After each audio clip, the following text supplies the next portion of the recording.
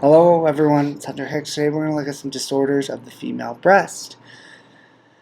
So when we look at the female breast, we know that there's a lot of changes that happen to it throughout the follicular phase and the luteal phase, the two different phases of the menstrual cycle really.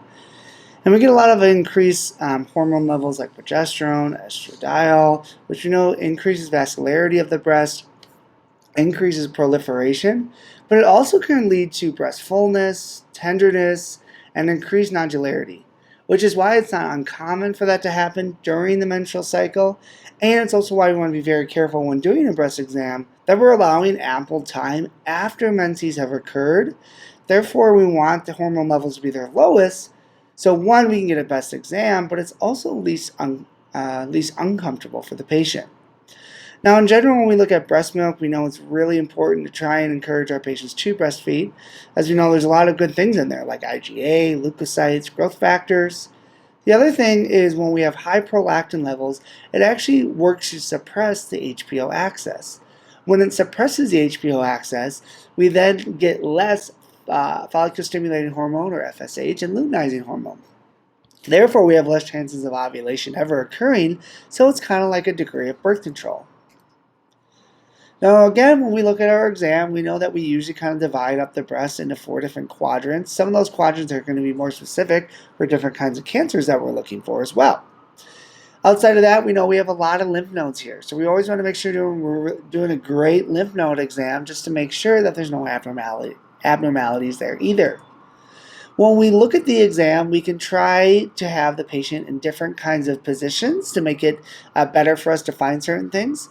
For instance, we can have their arms at their side, arms overhead. We can have their arms pressed against their hips, which might help push out certain nodes that we can't see as well. We can have them lean forward sometimes. But the biggest thing is we're palpating for tenderness, nodules. We're looking at this area here for infection or rash. And we're looking at their nodes as well. Now, one of the disorders we can see very commonly is galactorrhea, which is going to be they're having milk come and they're not pregnant or nursing. So there's a tons of causes of this. Simply birth control can do this, exercise, we can see it normally with sleep and stress. But it can also be things like different medications. We can see it with thyroid disorders, pituitary disorders like a pituitary tumor, renal failure. And the biggest thing is a lot of times we're seeing excess amount of prolactin to cause this.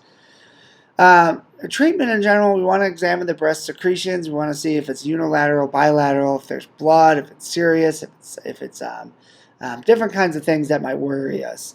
We can look at our thyroid levels. We can look at our FSH levels. We can get an MRI. Signs and symptoms in general, if we have a small amount of breast milk from the woman that has a child, that's usually not a huge concern, especially if they were just pregnant within the last 12 months or they're obviously still breastfeeding or were breastfeeding the last 12 months. Now, if it is a woman that's never had a kid, or it's a woman that has had a child and she has not been pregnant in the last 12 months or has not breastfed in the last 12 months, now I want to investigate more because there might be something totally else causing it.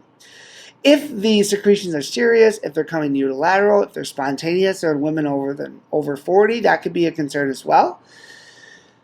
We also want to look for different menstrual abnormalities, other signs and symptoms with this, with the pituitary and thyroid gland. We know that this can cause it. So things like visual disturbances, thirst, appetite, issues with temperature regulation, and all that. When we look at benign breast disease, meaning that we're not so worried about malignancy, we have our non-proliferative, we have proliferative, and then we have our proliferative with signs and symptoms that increase risk for cancer. So something like a simple cyst, we can see those are usually non-proliferative. We're not too worried about those.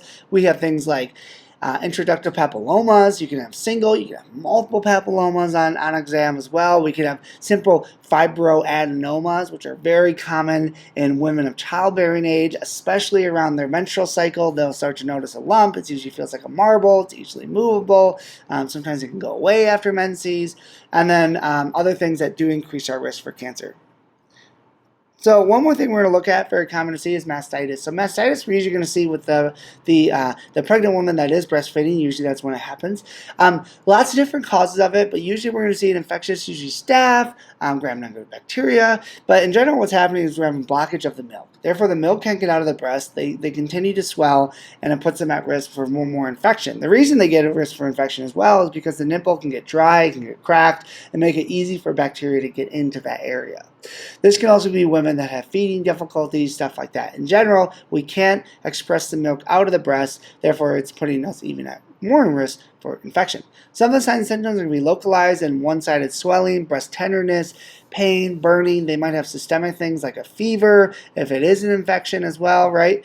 And then cracked and sore nipples. Now treatment, we usually give antibiotics for staph or methicillin resistant, bacteria as well, just to cover it. Now that's okay for the baby to still breastfeed if we want to encourage mom to still breastfeed, right? Because we just said that the issue is we can't express the milk out of the breast. So we don't want them to just stop breastfeeding. And that's what makes this hard because it's painful. So now they want to breastfeed even less, and it's just this constant cycle going on. So we want to try and help them out as much as we can with the pain. We really want to help them out with the infection. And then we want to encourage them to still breastfeed to get that milk out of the breast. That's all I have for today, guys. Leave a comment if you want. Give me a like if you like. And I'll see you next time.